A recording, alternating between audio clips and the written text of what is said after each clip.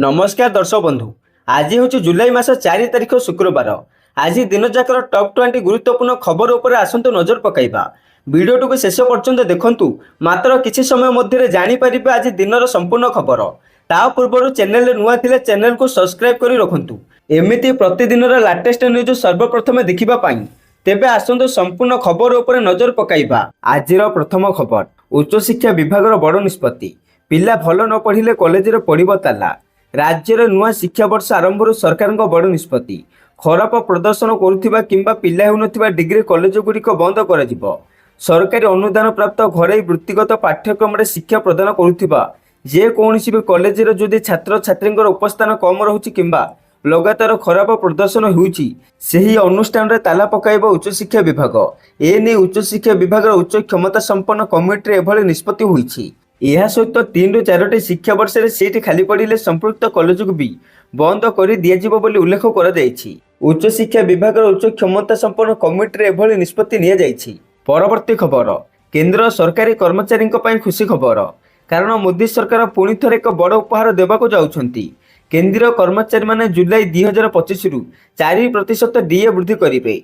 यह सहित महंगा भत्ता वर्तमान 55% रु 69 को वृद्धि पाइब। मे 2025 औद्योगिक श्रमिकों all India consumer price index for industrial workshop 0.5 point को वृद्धि पाई 144 रे पहुंची, जहां मार्च रे 143 और एप्रिल रे 143.5 थिला।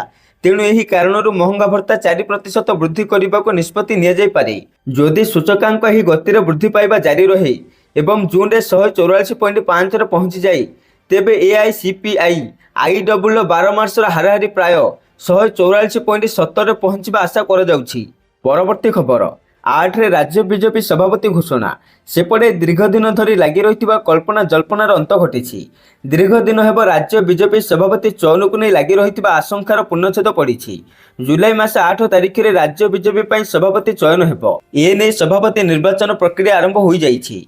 6 तारिख में विज्ञप्ति प्रकाश पाइब और 8 तारिख में सभापति भोट पड़ब और नाम घोषणा हेब।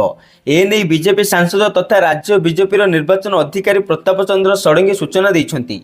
परवर्ती खबर, मुख्यमंत्री बड़ घोषणा। एवं पुरी पौरपालिका हेब महानगर निगम। रथयात्रा अवसर में मुख्यमंत्री मोहन चरण माझी पुरी पौरपालिका को महानगर निगमर मान्यता प्रदान करिसेंती। फल एणिके ही प्रसिद्ध सहर महानगर निगम हेब। एठारे काउंसिलर, कॉर्पोरेटर एवं मेयर रहिबे। फल पुरी परी ऐतिहासिक सहरटीर उन्नति हेब बोली आशा करा जाउछि। एने मुख्यमंत्री आहुरी कहिसेंती, पुरी शहर एवं यार आखपाख अवस्थित ग्राम पंचायत को सामिल करी पुरी महानगर निगम गठित हेब। यह द्वारा पुरी शहर एवं ब्रह्मगिरी ब्लॉकर प्राय 7 ରୁ 8 कोटी ग्राम पंचायत को सामिल कर जहाँ फल यही पंचायतवासी सहर पर सुविधा पाई परिबे। आउ आज संबंधी समस्त प्रक्रिया आरंभ कर। परवर्ती खबर, आसंता 20 रे स्पेशल ओटीटी 75,000 शिक्षक परीक्षा देबे। सेपटे प्राथमिक विद्यालय में कार्यरत शिक्षक शिक्षयित्री स्वतंत्र शिक्षक योग्यता परीक्षा आसंता 20 तारिख हेब। एही परीक्षा लगी एथर रेकर्ड 75,403 शिक्षक शिक्षयित्री आवेदन करिसेंती। पूर्व वर्ष अपेक्षा एथर बहु अधिक आवेदनकारी थिबारु परीक्षा परिचालना बोर्ड पई आह्वानमूलक हेबो बोली कुहा जाउछि। तेबे शिक्षकों पई उद्दिष्ट स्पेशल ओटीटी निज ब्लॉक अंचल रे थिबा विद्यालय गुड़िक हेले परीक्षा परिचालन सुस्थता रहिबो नाही बोली आशंका थिबारु केवल जिला मुख्यालय रे ही परीक्षा केन्द्र करा जाउछि। 30 जिले मोट 193टी केन्द्र रे ही परीक्षा करा जिवो। आउ जदि परीक्षा रे कॉपी करी कौनसी शिक्षक धरा पड़िबे तांको विरुद्ध रे विभागीय कार्यानुष्ठान निया जिवो बोली बोर्ड जन अधिकारी कहिसंती। तेणु ओटीटी आवेदनकारी माने परीक्षा देबा बेली सतर्कता अवलंबन करने बोर्ड कर्तृपक्ष परामर्श दैछंती। यह सहित प्रश्नपत्र विभ्राट रोकिबा लागि बोर्ड कार्यालय प्रश्न डिजिलॉकर समस्त केन्द्र को पठाଯିବ। कॉपी नियंत्रण लगी सेंटर गुड़िक सीसीटीवी कैमेरा बंदोबस्त कर बोर्ड पक्षर सूचना दी जाइछि। परवर्ती खबर, तेलंगाना रासायनिक कारखाना विस्फोरण सहायता राशि घोषणा कले मुख्यमंत्री। तेलंगाना एक रासायनिक कारखाना घटी भयंकर विस्फोरण में प्राण हराइथिबा ओडियाଙ୍କ परिवार ପାଇଁ शुक्रवार मुख्यमंत्री मोहन चरण माझी सहायता राशि घोषणा करिसेंती। मुख्यमंत्री रिलीफ पांठिरु प्राय 10 लाख लेखाएं आर्थिक सहायता प्रदान नहीं घोषणा करिसेंती। यह सहित राज्य सरकार एक अधिकारी दल घटनास्थल में उपस्थित रही उद्धार और चिकित्सा कार्य अनुधान करुछंती। खबर अनुसार एथिरे प्राय 40 जनक मृत्यु घटी बेले सेमानक मध्य 8 जन ओडिया मध्य थिले बोली खबर मिली। परवर्ती खबर, ପୁଣି ଜାମିନ ଆବେଦନ କଲେ ଜଗନ୍ନାଥ ଓ ଖାରଜ କଲେ କୋର୍ଟ। ସେପଟେ ଗିରଫ ହୋଇଥିବା ଭାଜପ ନେତା ଜଗନ୍ନାଥ ପ୍ରଧାନଙ୍କ ଜାମିନ ଆବେଦନ ଖାରଜ ହୋଇଯାଇଛି। ଖୋର୍ଦ୍ଧା ଜିଲ୍ଲା ଦୌରା ଜଜ୍ କୋର୍ଟରେ ସେ ଜାମିନ ଆବେଦନ କରିଥିଲେ ହେଲେ କୋର୍ଟ ଏହାକୁ ଖାରଜ କରିଦେଇଛନ୍ତି। ଗତକାଲି ମଧ୍ୟ ଏସ୍ଡିଜେଏମ୍ କୋର୍ଟରେ ଜାମିନ ଆବେଦନ ଖାରଜ ହୋଇଯାଇଥିଲା। ଜଗନ୍ନାଥଙ୍କୁ ଭୁବନେଶ୍ୱରର ଝାଡ଼ପଡ଼ା ଜେଲରେ 14 ଦିନ ପାଇଁ ବିଚାର ବିଭାଗୀୟ ହାଜତକୁ ପଠାଯାଇଛି। ସେପଟେ ଭୁବନେଶ୍ୱର ମହାନଗର ନିଗମ ଅତିରିକ୍ତ କମିଶନରଙ୍କ ଉପରେ ଆକ୍ରମଣ ମାମଲାରେ ତାଙ୍କୁ ଗିରଫ କରାଯାଇଥିଲା। ଗତକାଲି ରାତିରେ ସେ ଡିସିପି ଅଫିସରେ ଆତ୍ମସମର୍ପଣ କରିଥିଲେ, ଯାହାପରେ ତାଙ୍କୁ କ୍ୟାପିଟାଲ ହସ୍ପିଟାଲରେ ସ୍ୱାସ୍ଥ୍ୟ ପରୀକ୍ଷା ପାଇଁ ନିଆଯାଇଥିଲା। ଏହାପରେ କୋର୍ଟରେ ହାଜର କରାଯାଇ ଝାଡ଼ପଡ଼ା ଜେଲକୁ ପଠାଯାଇଥିଲା। ପରବର୍ତ୍ତୀ ଖବର, ମୁଖ୍ୟ ପ୍ରଶାସକ ଅରବିନ୍ଦ ପାଢ଼ୀଙ୍କ ବିରୁଦ୍ଧରେ ସିଂହଦ୍ୱାର ଥାନାରେ ଏତଲା ଦେଲେ ଦାମୋଦର ଶ୍ରୀମନ୍ଦିର ସେବକ ଦାମୋଦର ମହାସ୍ୱାର ଓ ଅନ୍ୟ 40ରୁ ଉର୍ଦ୍ଧ୍ୱ ସେବକ। ରଥ ଉପରୁ ବରିଷ୍ଠ ସେବକଙ୍କୁ ଅଣସେବକ କହି ମୁଖ୍ୟ ପ୍ରଶାସକ ଓହ୍ଲାଇ ଦେଇଥିଲେ ବୋଲି ଏତଲାରେ ଉଲ୍ଲେଖ ରହିଛି। ଶ୍ରୀଗୁଣ୍ଡିଚା ଦିନ ଅପରାହ୍ନରେ ବଡ଼ ଠାକୁର ବଳଭଦ୍ରଙ୍କ ରଥ ଉପରେ ଚଢ଼ି ପ୍ରଭୁଙ୍କ ଚାରିପଟେ କାହିଁକି ବୁଲିଥିଲେ ମୁଖ୍ୟ ପ୍ରଶାସକ? ତାଙ୍କୁ କି ଅଧିକାର ଦେଲା ବୋଲି ପ୍ରଶ୍ନ କରିଛନ୍ତି ଶ୍ରୀମନ୍ଦିର ସେବକ। ପରବର୍ତ୍ତୀ ଖବର, ତାମିଲନାଡୁ ରାଜନୀତିର ହଇଚଇ ମୁଖ୍ୟମନ୍ତ୍ରୀ ପ୍ରାର୍ଥୀ ହେବେ ତାମିଲ ସୁପରଷ୍ଟାର ଥାଲାପତି ବିଜୟ। ସେପଟେ ତାମିଲନାଡୁର ଆଉ ଜଣେ ସୁପରଷ୍ଟାର ଅଭିନେତାଙ୍କ ଏଣ୍ଟ୍ରି। ତାମିଲନାଡୁ ରାଜନୀତିରେ ଆଉ ଜଣେ ବଡ଼ କଳାକାର ଏଣ୍ଟ୍ରି ମାରିଛନ୍ତି। ମୁଖ୍ୟମନ୍ତ୍ରୀ ପ୍ରାର୍ଥୀ ହେବେ ତାମିଲ ସୁପରଷ୍ଟାର ବିଜୟ। ଏକାକୀ ଲଢ଼ିବ ବିଜୟଙ୍କ ଦଳ ଟିଭିକେ। ପୂର୍ବରୁ ଅନେକ ସାଉଥ ସୁପରଷ୍ଟାର ରାଜନୀତିକୁ ଏଣ୍ଟ୍ରି ମାରିସାରିଛନ୍ତି। ପବନ କଲ୍ୟାଣ ଆନ୍ଧ୍ରର ଡେପୁଟି ସିଏମ୍ ଭାବେ ଦାୟିତ୍ୱ ତୁଲାଉଛନ୍ତି। ପରବର୍ତ୍ତୀ ଖବର, ବାହୁଡ଼ା ଯାତ୍ରା ପାଇଁ 4ଟାରେ ହେବ ରଥଟଣା। ସେପଟେ ଶନିବାର ବାହୁଡ଼ା ଯାତ୍ରା ପାଇଁ ଶ୍ରୀମନ୍ଦିର ପ୍ରଶାସନ ପକ୍ଷରୁ ନୀତି ନିର୍ଘଣ୍ଟ ଚୂଡ଼ାନ୍ତ ହୋଇଛି। ଶ୍ରୀଗୁଣ୍ଡିଚା ଯାତ୍ରା ଭଳି ବାହୁଡ଼ା ଯାତ୍ରା ପାଇଁ ମଧ୍ୟ ପୋଲିସ ପ୍ରଶାସନ ପକ୍ଷରୁ ସମାନ ବ୍ୟବସ୍ଥା ଗ୍ରହଣ କରାଯାଇଛି। ଶନିବାର ଭୋର 4ଟାରେ ମଙ୍ଗଳ ଆଳତି, ଭୋର 4ଟା15ରେ ମଇଲମ, 4ଟା30ରେ ତଡ଼ପ ଲାଗି ରୋଷହୋମ, 5ଟାରେ ଅବକାଶ, 5ଟା15ରେ ସୂର୍ଯ୍ୟ ପୂଜା, 5ଟା30ରେ ଦ୍ୱାରପାଳ ପୂଜା ବେଶ ସଜା ହୋଇ ସକାଳ 5ଟା45ରୁ 6ଟା45 ମଧ୍ୟରେ ଗୋପାଳ ବଲ୍ଲଭ ଓ ସକାଳ ଧୂପରେ କେବଳ ଖେଚୁଡ଼ି ଭୋଗ, ସକାଳ 7ଟାରୁ 11ଟା30 ସେନାପଟା ଲାଗି ନୀତି ଚୂଡ଼ାନ୍ତ ହୋଇଛି। ସେହିପରି 11ଟା45ରେ ମଙ୍ଗଳାର୍ପଣ, ମଧ୍ୟାହ୍ନ 12ଟାରୁ 2ଟା30 ମଧ୍ୟରେ ବାହୁଡ଼ା ପହଣ୍ଡି, ଅପରାହ୍ନ ଘଣ୍ଟେରୁ 2ଟା30 ମଧ୍ୟରେ ବେଶ ଶେଷ, ଅପରାହ୍ନ 2ଟା30ରୁ 3ଟା30 ମଧ୍ୟରେ ଛେରା ପହଁରା, ଅପରାହ୍ନ 3ଟାରୁ 4ଟା ମଧ୍ୟରେ ଚାରମାଳ ଫିଟା ଓ ଘୋଡ଼ା ଲାଗିବା ପରେ 4ଟାରେ ରଥ ଟାଣିବା ନେଇ ନୀତି ନିର୍ଘଣ୍ଟ ହୋଇଛି। ପରବର୍ତ୍ତୀ ଖବର, ଜୁଲାଇ 19ରେ ସର୍ବଦଳୀୟ ବୈଠକ। ସେପଟେ ମୌସୁମୀ ଅଧିବେଶନ ଅବ୍ୟବହିତ ପୂର୍ବରୁ କେନ୍ଦ୍ର ସରକାର ଆସନ୍ତା ଜୁଲାଇ 19 ତାରିଖରେ ଏକ ସର୍ବଦଳୀୟ ବୈଠକ କରିବେ। ସଂସଦୀୟ ବ୍ୟାପାର ମନ୍ତ୍ରୀ କିରଣ ରିଜିଜୁ ଏ ସଂକ୍ରାନ୍ତରେ ସୂଚନା ଦେଇ କହିଛନ୍ତି ଯେ କେନ୍ଦ୍ର ସରକାର ସଂସଦର ମୌସୁମୀ ଅଧିବେଶନ ସଂକ୍ରାନ୍ତରେ ଆସନ୍ତା ଜୁଲାଇ 19 ତାରିଖରେ ଏକ ସର୍ବଦଳୀୟ ବୈଠକ ଡାକିଛନ୍ତି। ପରବର୍ତ୍ତୀ ଖବର, 5 ଲକ୍ଷ ମହିଳାଙ୍କୁ ସାନିଟାରୀ ପ୍ୟାଡ୍ ବାଣ୍ଟିବ କଂଗ୍ରେସ। ସେପଟେ ବିହାର ବିଧାନସଭା ନିର୍ବାଚନ ପାଖେଇ ଆସୁଥିବାରୁ ଏଥର କଂଗ୍ରେସର ପ୍ରଚାରର ତରିକା ମଧ୍ୟ ଭିନ୍ନ ଦେଖାଯାଉଛି। କାରଣ ମାସିକ ଋତୁସ୍ରାବ ସମୟରେ ମହିଳାମାନଙ୍କୁ ସ୍ୱଚ୍ଛତା ବିଷୟରେ ସଚେତନତା କରିବା ମଧ୍ୟ କଂଗ୍ରେସର ନିର୍ବାଚନୀ ଏଜେଣ୍ଡାର ଏକ ଅଂଶ ପାଲଟିଛି।